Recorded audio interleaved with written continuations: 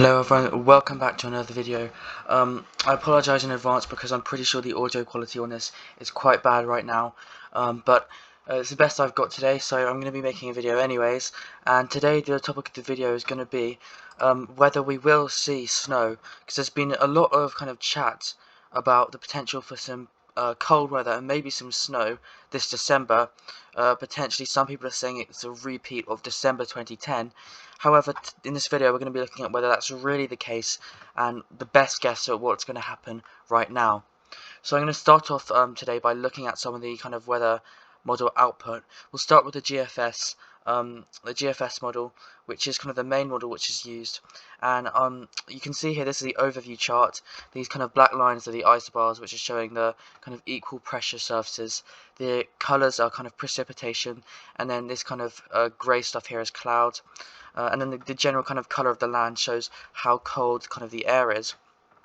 You can see by tomorrow, Wednesday, sorry, not tomorrow, by Wednesday we start to have high pressure kind of setting up across parts of Russia. You can see we have Russia through here extending into parts of Scandinavia, and you can see that's bringing a very light easterly air mass, and you can see the temperature's nothing remarkable. By the way, this is at 1.5 kilometers, otherwise known as 150 HPA, which is kind of a pressure level, but it's also a height in the atmosphere. So you can see we have kind of cooler temperatures sitting to our east, nothing really of note, but like I said, we do have that high pressure which has kind of established itself over parts of northern Europe. And bear in mind when we're going through these charts that anything through sort of the week's time frame, so up to about kind of Sunday, is relatively good confidence. Beyond that, kind of until maybe Tuesday, it's sort of confident, and then beyond that we have only general kind of vibes and suggestions. But we can see going through the model run, you can see by Friday that high pressure system becomes a bit more developed. You can see it's approaching 1050 millibars on the surface there, extending through kind of Russia and northern Europe. And you can see we do have the easterly airflow because around a high pressure the winds flow clockwise in the northern hemisphere like this, so you can imagine along the ice bars they're flowing like this, so bringing in a light and not particularly cold kind of easterly airflow. So you can see by the weekend we do have kind of some hints of some slightly colder air. So you can see this is a 1.5 kilometers, like I said, and the temperature around this height is usually what we could consider relatively conducive to snow, at least in a normal scenario. However, we need to bear in mind that right now the North Sea, if I show you the sea surface temperatures, you can see the North Sea is around kind of 15 degrees, basically between 10 to 15 degrees, which is quite above usual for kind of this time of year. And so that means that any cold air which we do have, as you can see, so we have this slightly colder air moving in by the weekend, relatively high certainty on that. While it may produce some showers, as you can see, potentially some signals for some rain showers across eastern areas, as that colder air moves over the warmer North Sea, creates instability in those showers form. Even though we may have showers, you can see they're very unlikely to be snow. They're just going to be rain, maybe some sleet in places, as you can see, because the air is just not cold enough, even though we do have that easterly airflow. So you can see this kind of where things start to get more interesting, at least on this run. So I'll explain now kind of what's happening. You can see beyond the weekend, we have good certainty on this until this point. I'll show you the ensemble charts to get a better idea, and you can see we do have agreement on a kind of weak and not particularly cold easterly airflow by kind of Sunday. And then what's the interesting thing that happens is that high pressure starts to kind of move this way, or what's known as a retrogress, kind of towards Greenland. And if I show you on the kind of the operational run with the temperatures as well, you can see what happens is we start to get that high here, 1042. Before it was over here, now it's moving in this direction towards Iceland and Greenland, and you can see kind of establish itself eventually up right over here. There it is now, like that. So there you can see the highs all gone all the way from over here towards Greenland. Though there's another one building in. And what that can allow is colder air to move through from the north. So you can see on this particular run, the high pressure system moves off to the north towards Greenland. There it is, very strong high pressure system blocking most of the Atlantic. And then what we get is we get this much colder air rushing in from the north and the east around that high pressure system with that cold airflow.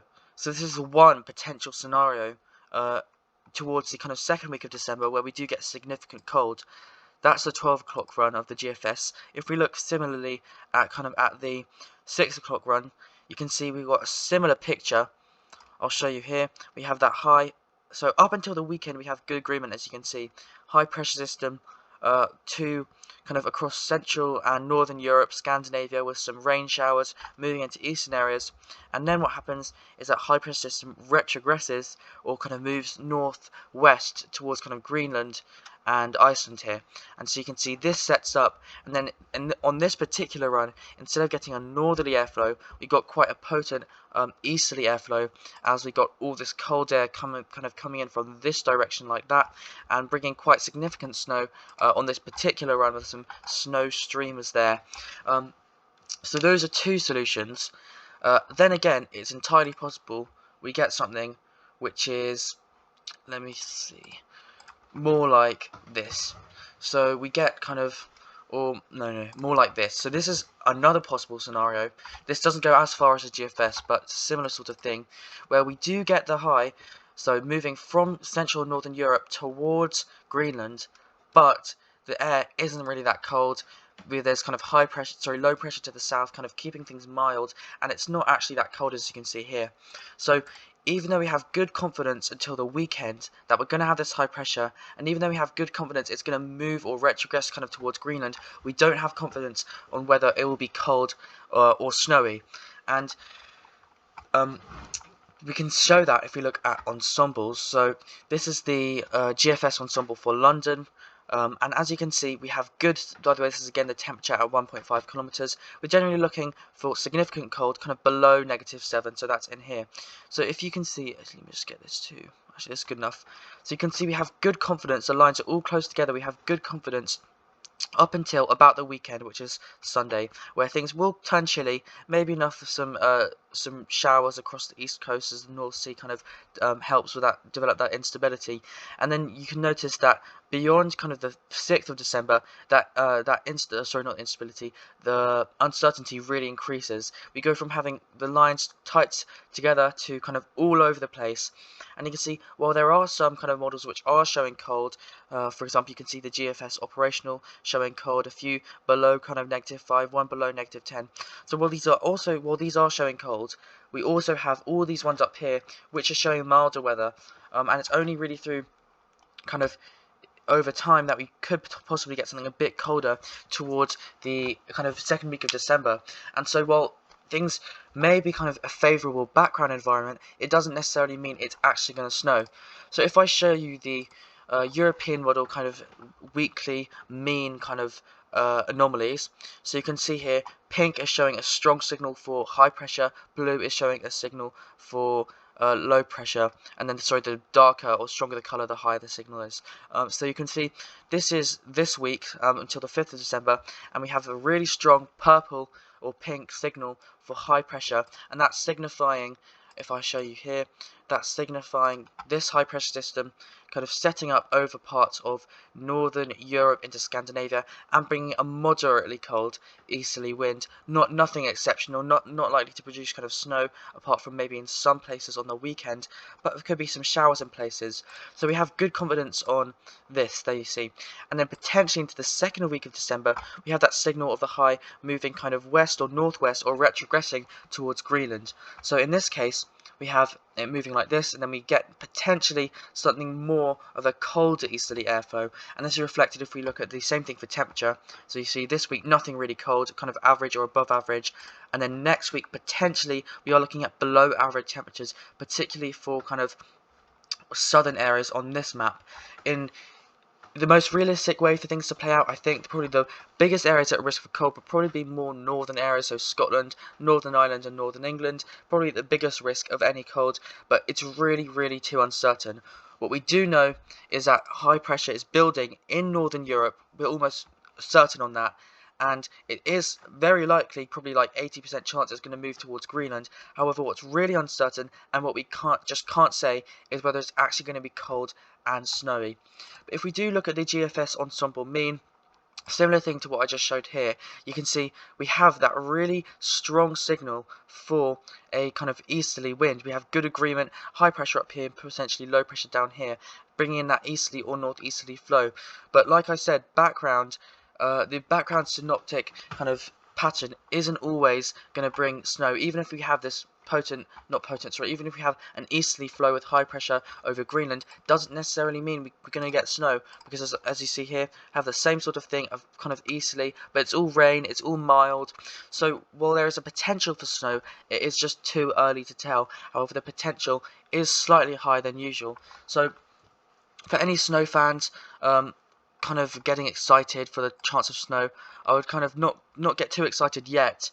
I would keep an eye on the models, because it is possible we get, for example, the kind of worst case or best case, depending on if you like cold or mild weather, which is we get this really strong kind of easterly airflow with proper cold, proper easterly, proper snow like this. So that's something that could happen, which is probably what a lot of the cold fans, snow fans want. But like I said, potential that it's just that does not happen at the same time. So, well, it's kind of annoying that we can't give a definitive answer at this stage, apart from it will turn cold towards the weekend with that kind of easterly airflow there, with a small chance of some snow showers, specifically across kind of northern England and eastern Scotland. Well, so we can say that with quite high certainty. We just cannot say right now if it's going to properly snow, but the chance is there. It's higher than usual. It's just not that high, because the chance of snow normally is not that high. So I hope you enjoyed this video. I hope it wasn't too kind of annoying that you've watched it and you didn't really get a proper answer whether it's going to snow, but I will try and do more updates, because there is a chance again higher than usual. So subscribe, like the video, and thank you so much for watching. Have a good day. Bye.